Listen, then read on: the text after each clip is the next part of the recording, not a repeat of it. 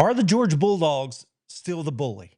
That's just one of several questions that are going to be answered this week in Knoxville when Georgia travels on the road to open SEC League play against the Tennessee Volunteers. We're going to talk about that and a lot more on this episode of the How About That Dogs Cast, which is, of course, powered by Alumni Hall. And this is not the first time I've told you this. Alumni Hall is the ultimate Bulldog shopping experience. Use my code exclusive to me, HBTFD15, to get 15% off of everything you buy, whether in store, online, or in the app when you shop at Alumni Hall. And be sure to sign up for the rewards program, the Hall Pass, they call it, because every time you make a purchase through Alumni Hall, you get points toward a future purchase that will never expire. Cannot beat that. Alumni Hall, where Bulldogs shop smarter. I have to tell you all that there are a lot of questions that the Dogs are going to have to answer this week when they take on the Volunteers. But before we get into all of that, let's look back real quick at what we just took care of, and that would be Austin Peay. Now, I know not a lot of people want to talk about Austin Peay, and frankly, there's no reason to spend a lot of time on this game. But if you're watching here on YouTube, enjoy the victory highlights from this game, we can talk about the things that we saw, the good and the bad. Some of the good stuff that we saw, well, the run game showed up again.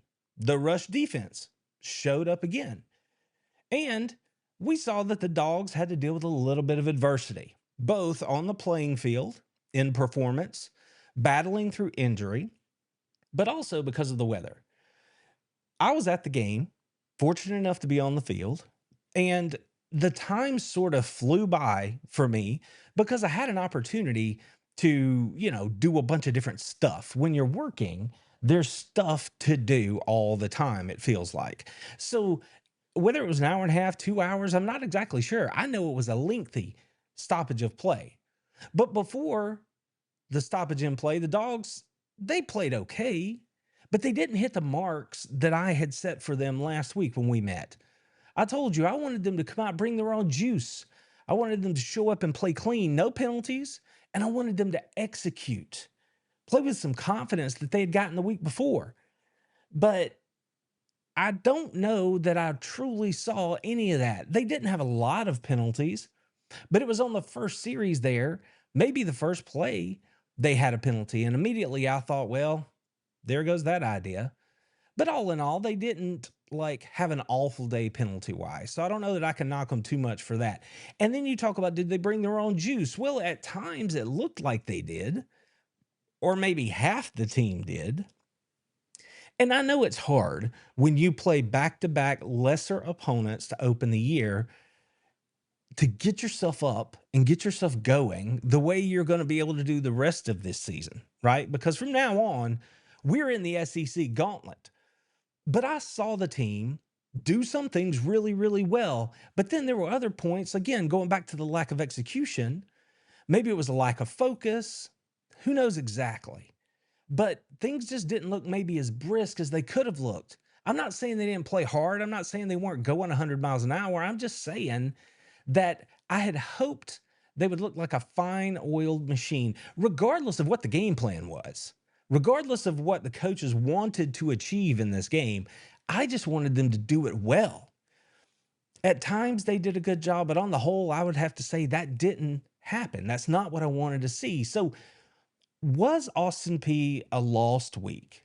Well, unfortunately, there were some losses for Georgia in the game. And obviously, it wasn't on the scoreboard, but they did lose another player to injury, Ethan Barbour, who is gone for the year. It hasn't been announced officially that that's the situation, but I'm telling you, he will not play again in 2025.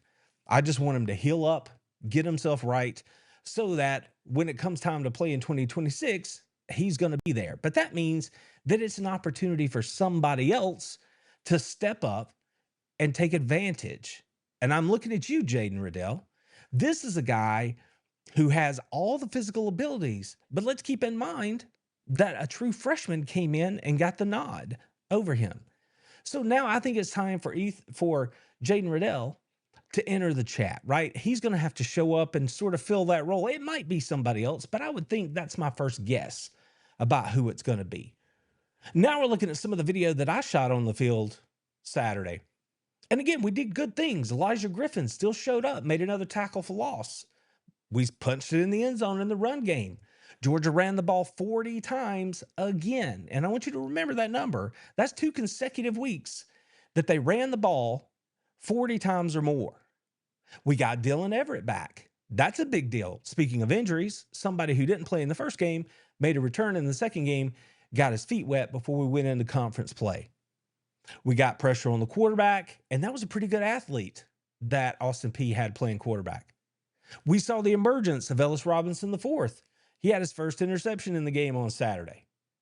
All these things that we've been talking about all this offseason, we saw some of that stuff sprinkled in. So as unhappy as any of us might be about how the things went, especially like here at the end of the first half, where the Dogs couldn't punch it in the end zone, they drop a pass in the end zone, then they have penetration where a guy shoots through, gets the running back on the ground before he can get in the end zone.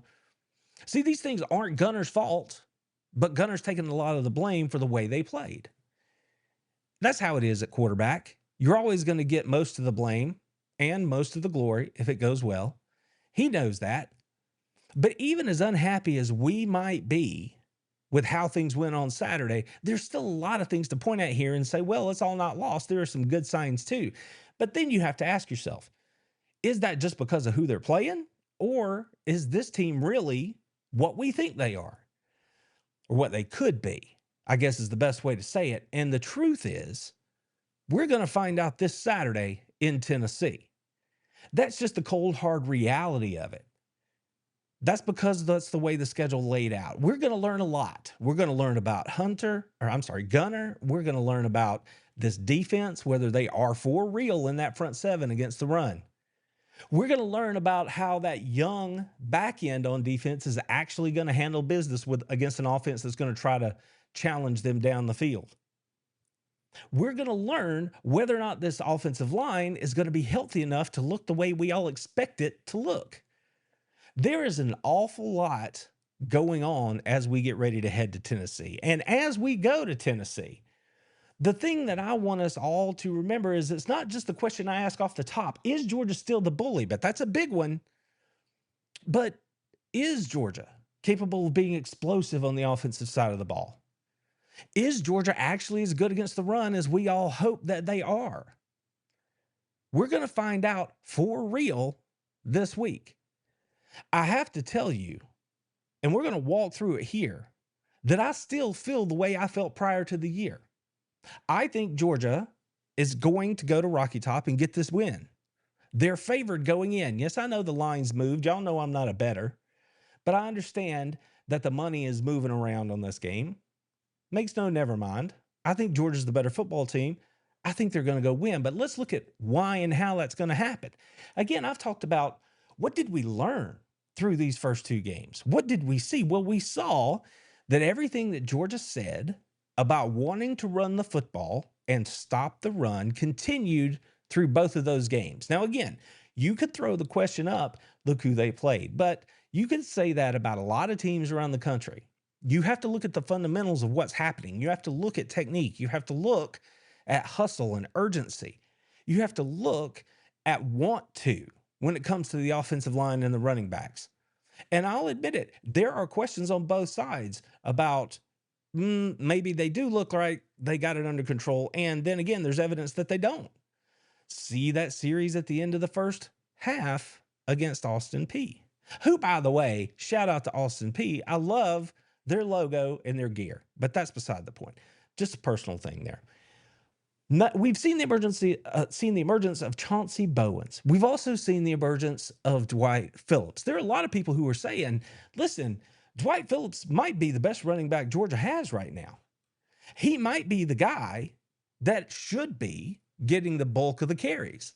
Now, Kirby's told us how all this goes. The guy who practices the best is the guy that's going to play and get the carries.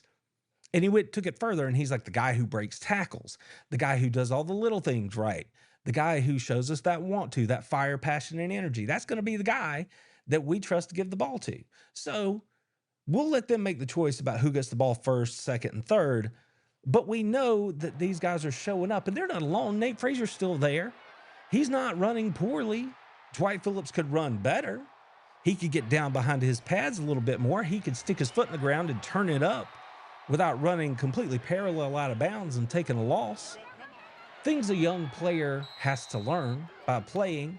So all of them can get better, but we know that they're serious about it. Through 2 games, Georgia has committed to the run. That's a good thing, because when you go on the road in the SEC, one of the things that you should be able to put in your back pocket and take with you is a good run game. So is the run game, what we've seen from it so far, is that a result of the talent of the backs, or is it a result of the work of the offensive line? Even though they've been banged up without their starting right side of the offensive line since the first game. We've seen the emergence of young players filling in the gaps. They're still running the ball schematically. They're doing good things to create seams in the defense through motion and alignment. So is it Coach Bobo who's not getting the job done, or does it fall back on execution? And is that execution tied to the fact that there's a revolving door the first 2 games here, especially on the right side of the offensive line? Again, I bring us back to the fact that we're going to learn a lot Saturday against Tennessee, because it's not just Georgia running the football. Georgia has been able to shut down the opponent's run game. Now, again, quality of opponent, I get it. You're bigger, you're faster, you're stronger. You should be able to do that. Okay, that's fine. You still have to play your responsibilities. You still have to hustle. When I see a 315-pound nose tackle run down the line and chase down an athletic quarterback for Austin Peay last week, that tells me they're hustling. That tells me that not only are they doing what they're supposed to do at the point of attack, but then they're also chasing the ball. And good things happen when you chase the ball. You get more hats around the ball, there's a bigger chance that something really good is going to happen for your football team. So I'm pretty fired up about what I've seen right there. And these 2 guys, in case you don't know, I'm talking about Jordan Hall and Kristen Miller, so far have done everything that they've been asked to do, and they're having good seasons. This week will be vitally important that they continue that, because if Kirby Smart has told us anything about this Tennessee team so far, he's told us that he is impressed by their offensive line. Now, listen, this is just my opinion from watching the teams last year and watching what I've seen so far this year. Tennessee's talented on the offensive line. They've been recruiting well. They've got the right size bodies up there. Kirby's telling us about how physical they are, how violent they are in small spaces. Great. That's what football is. But see, here's the thing. Georgia's been that way too. So when you put apples to apples, and by the way, Tennessee hasn't played the greatest of opponents so far. When you put apples to apples, is Tennessee going to measure up to what Georgia is, or is the fact that Georgia is, let's say, young, going to make it closer than it's been in the last couple of years when it comes to that matchup down low? I personally think, just based on what I've seen, that Tennessee's offensive line, though good, talented, and big, is not quite what it was last year.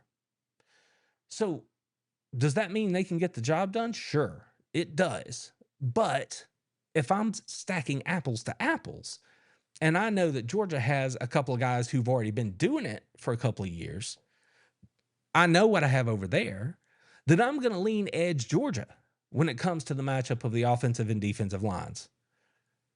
Now, it doesn't just stop along the lines of scrimmage, but when you've got guys like, Elijah Griffin rolling in there and being part of that, along with Christian Miller, along with Jordan Hall, along with Justin Green, when you've got all these guys in there doing real work, the way Georgia has seen over the first couple of games, even the most I don't know what the word is, frustrating from my point of view, but the most Munson among us, right? Who looks at that group and they say, yeah, but we're small here, we're young here. they don't want to give them credit. I still believe that what we've seen from that group so far is a good indicator of what we're going to see moving forward. And the more reps that these guys get, the better they're going to be. That's for the young players and for the players who are established. Because let's remember, a guy like Jordan Hall has not been able to play as much as you might think during his time in Athens because of the injuries. So as we turn our attention to Tennessee, we know that Georgia has shown they can run the football. Great. That travels in the SEC, and that they can stop the run and play good defense. That's great because that travels in the SEC. There's going to be a lot more to it. Like I said, can Georgia be explosive? Can they stop the run? That Tennessee is absolutely going to be committed to. That and other questions are what they're going to have to answer on Rocky Top. But here is the beauty of college football and the college football season. We can look at it 100 different ways, but at the end of the day, what's going to matter is whether or not they do it on the field, right? Georgia has been focused on that run game and it's worked. They've been focused on it offensively and defensively. But if we're looking solely at the Austin Peay game, you have to ignore that result. You have to put it out of your head. You might not have loved how it looked aesthetically, but that is not what matters. It's not what matters to the coaches, and it's not what matters at the end of the day. What matters is, did Georgia work on the things that they needed to work on well enough to get a solid victory, move forward as healthy as possible, and see good indicators about what this team can be when you start matching up talent levels? That's just one of the many things that we're going to learn this week on Rocky Top. There are things I can't say on YouTube, but I say them on How About Them Dawgs Plus. Want to learn more? Just click the link below. Go premium. Be elite. So as we get serious and dial things in for what this matchup with Tennessee is going to look like, I think let's just get some general things out of the way first. Because if you look at the teams from the 30,000 foot point of view, the obvious thing to anybody looking is that, well, both teams have new quarterbacks. They have new starting quarterbacks, right? Nico, I'm about to leave you, finally left them, took off to UCLA, is now sitting there at 0-2. He was a talented player. Tennessee went to the playoffs last year with him at quarterback, but he decided to move on. They couldn't see eye to eye. Well, they brought in Joey Aguilar. So far, Aguilar has run this offense very effectively. He's been efficient. He's taken care of the ball, but Tennessee hasn't been as explosive as we're used to seeing them be under Heupel. They're still running the ball well. Aguilar, like I said, is making good decisions with the football, and he's athletic, but he's new. Whatever you want to say about Gunnar Stockton being new and having to go into his first league game, right, on the road, there are plenty of challenges there. But Aguilar has his own challenges here because he hasn't faced an athletic defense like Georgia's so far. I understand that they beat Syracuse, the same Syracuse team that had to go to overtime to beat UConn at home, and then were frankly publicly embarrassed by their head coach, Fran Brown, formerly of the University of Georgia, who had them run sprints in full pads after the game to make his point that effort wasn't good enough. That, along with the directional school from there in Tennessee, is what the Volunteers have faced so far. So the Dogs have faced a Marshall team that had a brand new roster, went out there, handled business, and then they faced an Austin Peay team who played well and hung in there with Georgia, but a lot of that has to do with Georgia not being as crisp as maybe they should have been. So as we go up here into this game on Saturday, both teams are going to have a lot to show. So yes, Aguilar is one of the new pieces in this story, but again, so is Gunnar Stockton. There's going to be a lot for him to look at too. So I'm just going to, for now, call that a stalemate. We'll address that a little bit more down the road. The other thing that you can point to here is that I think, as much as we want to talk about the quarterbacks, Aguilar and his successes, and Gunnar and his first time on the road in the SEC, which is a big deal, whether or not he can be explosive, what we have and haven't seen from him, I think defense is going to be the thing that determines this game. If you had to pick one thing, that's what it's going to be. Don't worry. I'll explain. I think there are some keys here that you can look at and be pretty confident in. The first key is that Georgia has to stop the run.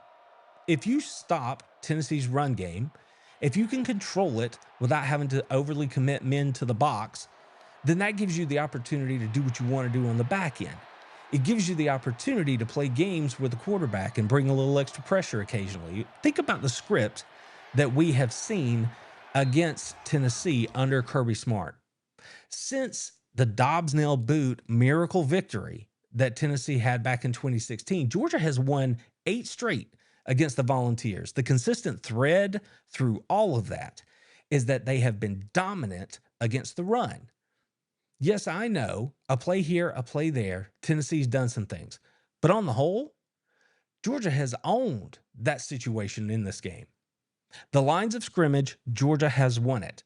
That will be a key again because it's simply a key to defeating this kind of offense. The second thing that they're going to have to do is rattle that quarterback I was talking about, Joey Aguilar. I know he's at home. I know noise may not be the issue for him, but I also know that, again, he hasn't faced a defense like the one he's going to face on Saturday.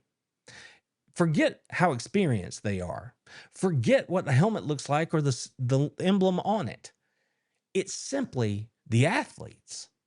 He's coming from a lower division school, and I understand he's at Tennessee now. He's practiced against them. But are you going to look me in the eye and tell me that Tennessee is the same as Georgia defensively? I'm not going to believe that. So when he shows up on Saturday, he's going to have his own hill to climb. He's going to have his own situation to work through, facing a defense that's absolutely going to try to get in his head and mess with him.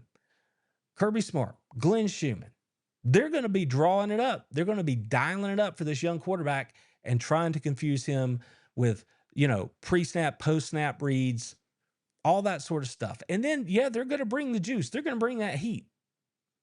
If Georgia is going to win this game, you're going to see it because they're going to stop that run.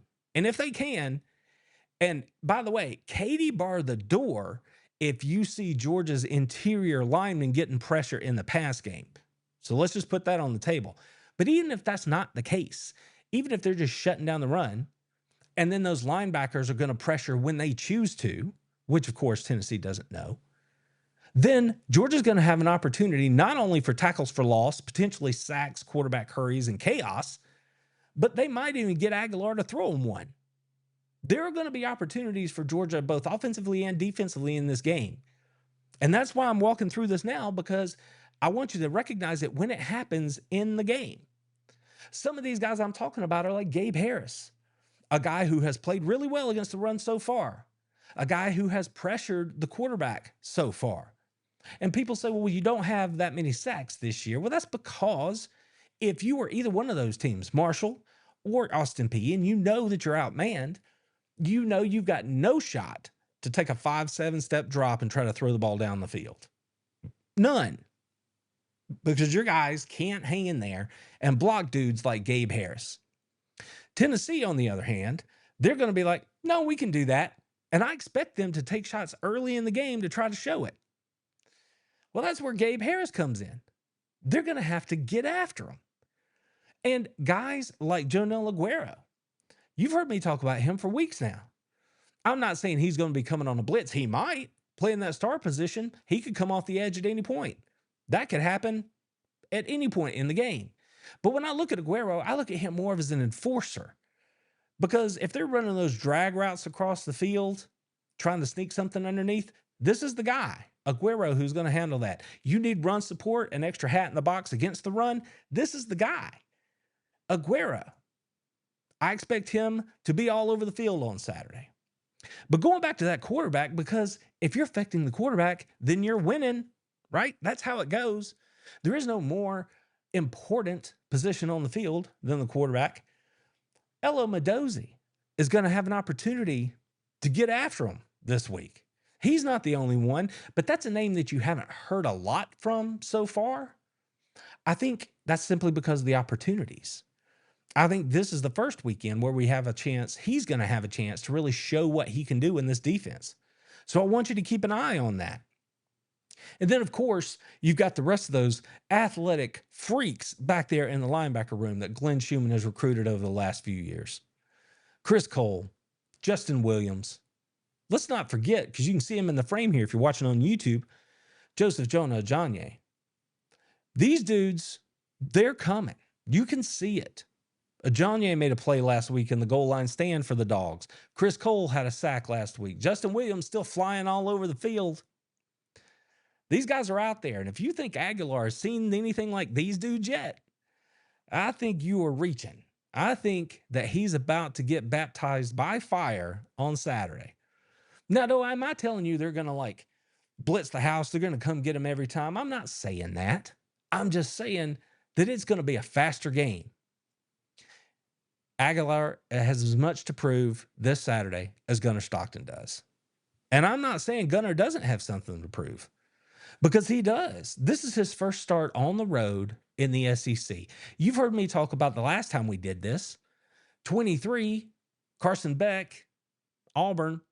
You remember how uncomfortable that thing was in the second half? Then Brock Bowers did what he did. You know what I'm saying? I don't know if we have Brock Bowers on this team. If we do, we haven't seen him yet. I know that there are players who can be that, but we haven't seen it yet. So how about this? How about we don't put ourselves in a situation where we have to do that? Gunnar's going to have to manage that crowd noise. That's the first thing. He's on the road in the SEC. Every place is loud. Admittedly, because of the way it's built and because that moonshine runs clear up in Tennessee, that crowd might be a little bit more juiced up than maybe your average, SEC crowd. Let's just give them the benefit of the doubt. But when you hear Kirby Smart talk about this issue, he says, and I'm really closely, I'm not quoting, but I'm pointing to it really closely here in my paraphrase. He says, Gunnar's going to be great. I mean, there was zero hesitation when he made that answer and when he was asked directly the other day. So Kirby Smart believes that he can do it. My question comes with that offensive line. Who's playing? And then how do you relay those calls from the inside out? Sort of like playing telephone, right? I have littles. So for me, playing telephone, not in the distant past. You start the message here, and by the time it gets over here, is it the same message? We're about to find out. We're going to learn a lot this Saturday. It's going to be a whole lot of fun to watch, but that's not the only question. Let's say Coach Smart's absolutely right, and Gunnar's not going to be fazed by a big stadium. He's been there before. He's heard how loud it can be. So let's just give him the benefit of the doubt. Let's say he manages it fine. What else do we have to worry about? Well, we have to worry about the question that everybody is worried about right now in Dog Nation. You don't have to look hard. Can the Dogs be explosive with Gunnar Stockton at quarterback? I posted a video earlier this week where Colby Young says absolutely yes. Don't worry. It's going to come. They're going to open up how they play us. We're going to have our opportunities down the field, and Gunnar's going to deliver. Well, he's got to show it. That's all fine and good. But he has to show it. He has to let us know that he's the guy that can get it done. But I will say this. There will absolutely be opportunities for Gunnar Stockton to show us that. There will be opportunities for his playmakers that the coaching staff went and got for him in this offseason. Guys like Zachariah Branch. He's going to have every opportunity to make plays on Saturday, both in the special teams game as well as at wide receiver. How about Talon Taylor? He's seen a ball here or there so far. We heard about him in the scrimmages. This is a guy that looks really smooth, really good hands. Tennessee is not Austin Peay. They believe, even with their injuries on the back end, that they can line up and go mano a mano with our guys. Somebody's got to win. We're going to find out who can get it done, but the opportunities are going to be there for Noah Thomas to get down the field or to go up and moss somebody, whether it's down the sideline or in the end zone. These dudes are going to get on the bus. They're going to hop on the plane, and they're going to go to Knoxville. Georgia's not taking them because they look pretty. They are going to have opportunities. Why? Because, hear me clearly when I say this, Georgia had zero reason to show anything in the first two games beyond the things that they wanted to focus on, which is the run game. They figured out they could run it pretty good. And then they're like, okay, that's cool. That's what we're going to do. And when we have to throw it, we don't have to show anything. Slant, hitch, screen. That's all it's been. I do not mind it because Kirby Smart does not care whether or not I want to see the ball go down the field. He could give two flips about what the final score is. They had a goal they wanted to work on, running the football. I want to get my offensive line settled. I don't want to turn the ball over. I want to efficiently win the games. That's what they did. And part of that, and Kirby told you this, is because of how teams are playing them. I don't care who you are. Noah Thomas, Zach Branch, Sokovie White, London Humphreys, Colby Young. I don't care. If a guy's 15 yards off of you, 18 yards off of you, you're not running by him. Because the minute you start running, what's he doing? He's backing up. So doesn't it make sense to throw the hitch? Doesn't it make sense to throw the slant when you know you can't get over top of them? Of course it does. Who gives a damn how it looks? Kirby doesn't. Now, I know that there are a lot of Georgia people because I see them in my comments. I hear them talking. It mattered to them. But see, that's pride talking. That's Xbox mentality. I just want to see it. I'm just waiting because I know that this week they have an opportunity to do it. I know they're going to have the opportunity because, again, they're not taking those dudes for show. And by the way, Tennessee's not going to play them that way. Tennessee's going to get up there, press man, and say, come beat us. They're going to sprinkle in some other stuff, of course. But there will be opportunities throughout the course of the game for Georgia to take a shot down the field, especially if they pack that run game and take it with them. You get the play action shot, and keep this in mind too. If you're taking a shot off of play action, you're throwing the ball down the field, that's not a read. So don't come after the fact and say Gunnar can't read the defense. He's not going through his progressions. On play action, there is no read. It's ball fake, get your head around, put the ball on the dude that you're intending to put the ball on. The only thing that's going to prevent that from happening is two things. One, you got pressure and you got to move. Or two, it's obvious he's double covered and then maybe you got a dump down pass or whatever. That's just how it goes. So just a note there, okay? Now, they're going to have opportunities to throw the ball down the field. This is where Gunnar has more to prove, right? This is where Gunnar has to show us that he's going to stand in the pocket. Offensive line, I'm looking at you, especially the interior. Give him the bubble, okay? Let him climb in the pocket and deliver the football down the field. So you handle your business. Now it's on Gunnar. They're not going to be butt naked running out there, okay, friend? You're going to have to throw into some tight windows. You're going to have to throw with anticipation. And you're going to have to give your dudes a chance to make a play. We hear all about connection. We hear all about these dudes are phenomenal athletes.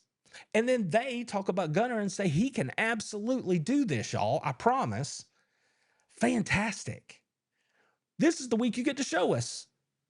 This is the week we get to see Gunnar get back, find his rhythm, put the ball on the guys, and let them make plays. That's what it's supposed to look like. Now, can Georgia do it? That's what we're going to learn. That's why this is a close game. Tennessee is a threat because they are. We play in the SEC. We're done with all of this. We got you clearly outmanned, and it doesn't matter if we're not sharp. We're done with all that. Gunnar's got to step up and show us that he knows what's going on. I'm certainly going to be dialed in and watching. I know you guys are too. But that's not the only places that Georgia's going to have an opportunity to make plays on Saturday. The defense is going to have plays that they can make all throughout the game. I think, and I alluded to this earlier, if Georgia is handling that run game with their front seven, they're not having to bring extra hats into the box, and they can start to make Aguilar feel uncomfortable, he might just throw him one. He might be too confident.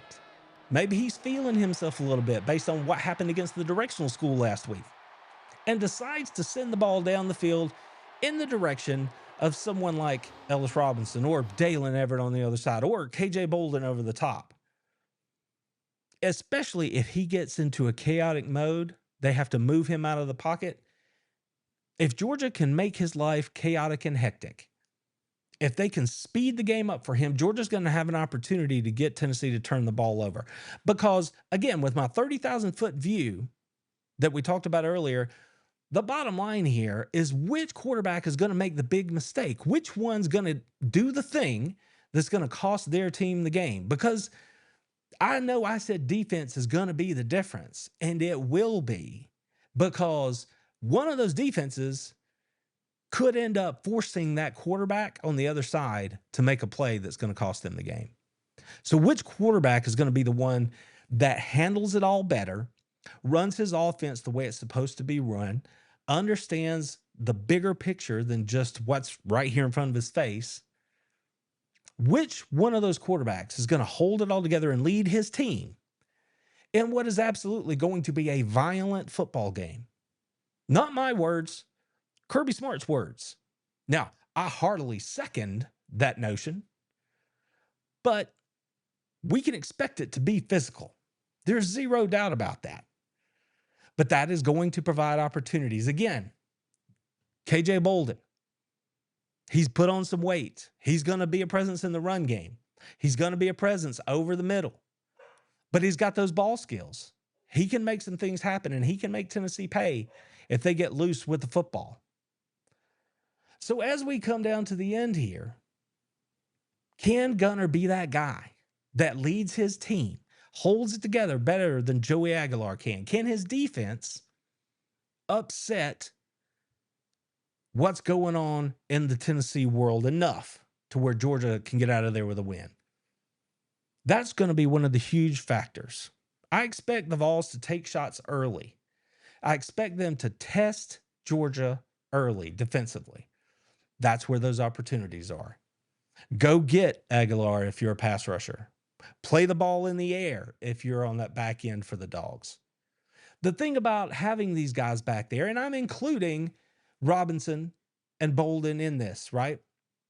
Whoever's lined up at the other safety position, whether DeMello Jones has rotated into the game, they're going to be young defenders that have to be good with their eyes, and that is going to require good communication in a loud environment and leadership from guys that have already been there, like CJ Allen, like Chris Cole, like Dalen Everett.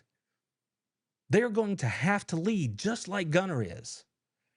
This will be a team effort if Georgia's able to go in there and get the win.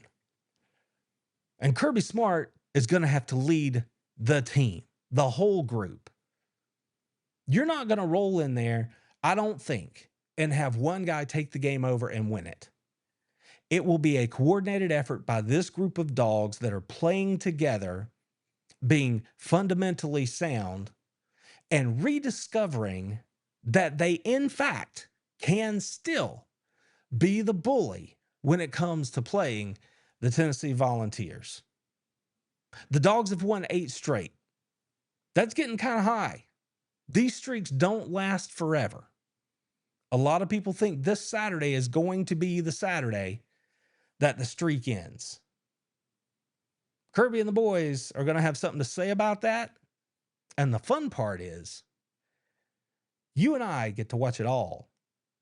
The University of Georgia has a lot to prove Saturday as they open league play against the Tennessee Volunteers. I think the game comes down to defense. Can Georgia stop the run? Can Georgia make their new quarterback over on the Tennessee side, Joey Aguilar, uncomfortable? Those things are right there in the middle of my keys to the game. Stop the run, rattle the quarterback, and then those young eyes on the back end, I need you to lead them. CJ Allen, Dalen Everett, I need you to lead these guys as they go up to Rocky Top. Christian Miller, you've been there. You know what's required in the standard that Georgia plays to. That is what is required Saturday if the Dogs are going to beat the Volunteers. Tennessee is going to take their shots early. Georgia's going to have to weather that storm, much like they've done the last few times that these two teams have gotten together. The trend has been that Tennessee scores first, then Georgia settles in, and you see that Georgia is who Georgia is. The question this Saturday is Georgia still that team? I think they are. I think Georgia goes to Rocky Top and gets the win. I also think that it's not going to be much of a spread. I think this game's close. I have been out here saying, 24-17, maybe a 7-point win. I would be more than happy with that. But we're going to have to see. Tennessee absolutely poses some threats to Georgia this week because of what they do and how they do it. But at the end of the day, I just think that Kirby Smart and this Georgia Bulldogs football team are going to do what Kirby Smart's teams do against Tennessee. They're going to play sound, fundamental football. They're going to stop the run. They're going to get after the quarterback, and they are going to run the football and then play off of it on the offensive side. Gunnar Stockton, call it a coming out party. I don't know. I don't know how you want to measure that. For me, he does not have to go throw for 300 yards. He has to execute when the opportunities are presented to him. He has to show me that he's not bashful about putting the ball in a tight spot to make a play and let his guys have an opportunity to make a play. If all those things happen, then we are going to be happy come Sunday morning, and the Dogs will be 3-0 headed into the bye week before we turn our attention to the Alabama Crimson Tide. Go Dogs! Told them, how about them fucking dogs? That's what I told them.